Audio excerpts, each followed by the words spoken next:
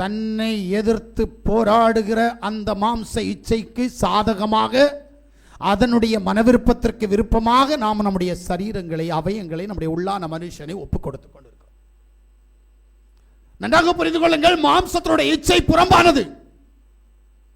நான் என்கின்றவன் உள்ளானவன். உள்ளான மனுஷன் இருக்கிற இந்த சரீரமாகிய இந்த கூடாரம் ஒரு இச்சைப்படி வாழுகிறது. ஆனபடியினால் உள்ளான மனுஷனுக்கு ஆபத்து.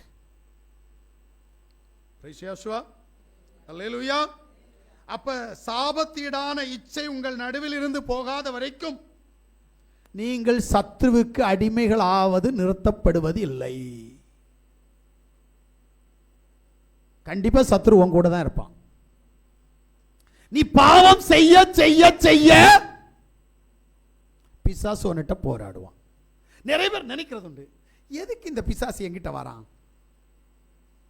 அல்லேலூயா. நீங்க நினைக்கிறது சரிதான், ஆனா உங்க பாவத்தை நீங்க நினைக்கிறது இல்லை. என்ன பண்றது? ஏங்க உண்மை சொல்றேன், யாவுக்கு பயந்து சொல்றேங்க. ஒரு நாள், அதுவும் கேரளாவில், இங்க இல்லை, கேரளாவில் ஒரு நாயர் குடும்பம் கிறிஸ்தவ மார்க்கத்தை ஏற்றுக்கொண்டு வேதத்தை நம்ப ஆரம்பித்தது. அவங்க வீட்டுக்குள்ளால ஒரு கோயில். ஊழியக்காரனால ஒன்றும் பண்ண முடியல. ஞாபகம் இருக்கா? ஆமீன். ஊழியக்காரனால ஒன்றும் பண்ண முடியல. இப்போ நான் இங்கேருந்து கேரளாவில் 7 நாள் மெசேஜுக்காக என்னை கூட்டிகிட்டு போகிறாங்க. அங்கே போகிற நேரம் அந்த ஃபேமிலி வந்து சொல்லுது, ஐயா நாங்கள் பைபிள் எடுத்தாச்சு, இயேசு கிறிஸ்துவ தெய்வமானு கும்பிட்டுட்டு இருக்கிறோம். ஆனால் எங்கள் வீட்டில் என்ன இருக்குது? ஒரு கோயில் இருக்குது. எங்கள் பாஸ்டால் அதை ஒன்றும் பண்ண முடியல. ஐயா எதுனா செய்யணும் சொல்லுங்க ஐயான்னு கேட்டாங்க. நான் அவங்ககிட்ட கேட்டேன், என்ன இருக்குது அப்படின்னு கேட்டால், கோயில் இருக்குது, கோயிலுக்குள்ளால 3 பிரகாரம் பரிசுத்த ஸ்தலம், மகா பரிசுத்த ஸ்தலம்னு சொல்லுவீங்களா, இது போல் அங்கே இருக்குது. அதுக்குள்ளால ஒரு பெரிய திட்டு வச்சு, அந்த பெரிய திட்டுக்குள்ளால ஒரு சிலை இருக்குது. சிலைன்னா வித்தியாசமான சிலை. அது அப்படி கையை விரிச்சா இப்படி வரும் பார்த்தீங்களா, அந்த மாதிரி பட்டது நடுவில் இருக்குது, பக்கத்தில் நிறைய இருக்குது. நான் சொன்னேன், அவ்வளோதானே, இதில் என்ன இருக்குது? அப்போ என்னை கூட்டிகிட்டு போன பாஸ்டருக்கு பயம். எனக்கு ஒன்றும் தெரில. நான் அன்னைக்கு உண்மையிலே சொல்கிறேன், பைத்தியக்காரன், என்ன நடந்தாலும் பார்த்துக்கலாம் அப்படின்ட்டு போனேன். ஒரு கம்பு வேணுமே அப்படின்னு ஒரு கம்பு தந்த அங்கே பிடிச்சி வச்சு ஒரு அடி அடித்தேன். அடித்தா எல்லாம் கீழே உடஞ்சி விழுந்துச்சு. சாக்கில் எடுத்து கட்டினேன், கொண்டு போய் போடு பார்த்துக்கிறேன் அப்படின்னு. பிரிசியாசுவா, எங்கள் அப்பா என் கூட இருக்கிற வரைக்கும் எனக்கு பயம் இல்லை. ஆனால் இன்னைக்கு அநேகருக்கு பயம். ஏன்? மூலஸ்தானத்திலே போயிட்டு வருவேன், அங்கே போக முடியாது.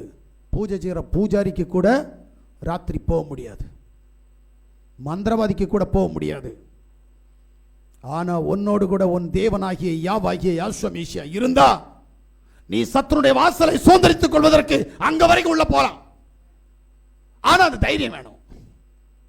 நமக்கு சும்மா போற இடத்துல அவனை பார்த்துட்டு அவனை யோசிச்சா அவன் நம்ம கூட வரான். என்ன பண்றது? என்ன காரணம்? நம்மகிட்ட பாவம் இருக்குது. நம்மளை பாரம்பரியம் பற்றி கொண்டபடினால் நம்ம சொந்தக்காரன் நம்ம கூட வாரான். அவனுக்கு என்ன வேணும்? நம்முடைய உடம்பு வேணும். உள்ளான மனுஷன் வேண்டாம். நம்முடைய உடம்பு அவனுக்கு தேவை. அதனால அவன் உள்ள வந்து உட்கார்ந்து இருக்கிறான். அல்லேலூயா. அப்ப இதுல இருந்து நீங்க வெளியே வரணும்னா முதல்ல பாவத்தை விட்டு வெளியில வரணும். எனக்கு ஒரு சின்ன ஆசை, உங்கள்கிட்ட ஒரு கேள்வி கேட்கணும். பிசாசை எப்ப துரத்துவீங்க? பிசாசை எப்ப துரத்துவீங்க? அதுக்கு பாஸ்டரை பார்க்கணும் இல்ல, அவர் தானே துரத்தணும். ஆமீன். ஒன்னும் காணோம். ஏன் நம்மள அப்படித்தானே பண்ணிட்டு இருக்கிறோம்? பாஸ்டர் நல்லா இருந்தேன், இப்ப பிசாசு பிடிச்சிருச்சு. இதை கூட சொல்ல மாட்டாது, வேற கதை. பாஸ்டர் தலையில கையை வச்சா சொல்லணும். ஆனா வெளியில சபையில எல்லாம் என்ன நடக்குது? இவன் போய் சொல்லிட்டு இருப்பான், பாஸ்டர் எனக்கு வையா, பிசாசு என்ன அப்படி செய்தி பிடிச்சு. அப்படியா? ஜெபம் பண்றேன், இயேசுவே பிதாவின் பரிசுத்த ஆத்மாவின் நாமத்தில் நான் இதை சாசிக்கணும் அப்படின்னுவான். நமக்கு தெரியாது நமக்கு என்ன நடக்குது அப்படின்னா, உனக்காக ஜெபம் பண்ணா நான் உனக்கு சொல்லணும். ஏன்னா இன்னைக்கு நான் ஒரு நல்ல வைத்தியனா இருக்கணும்னு நினைக்கிறேன். எனக்கு டாக்டர் பட்டம் வேண்டாம், எனக்கு வைத்தியன் என்ற பட்டம் வேணும். ஏன்னா டாக்டர்கிட்ட போய் தலைவலிக்குது, குறுக்கு வலிக்குது, இடுப்பு வலிக்குது, காய்ச்சல் அப்படி இப்படின்னு நீ சொன்னா அதுக்கேற்ற மருந்து தருவான்.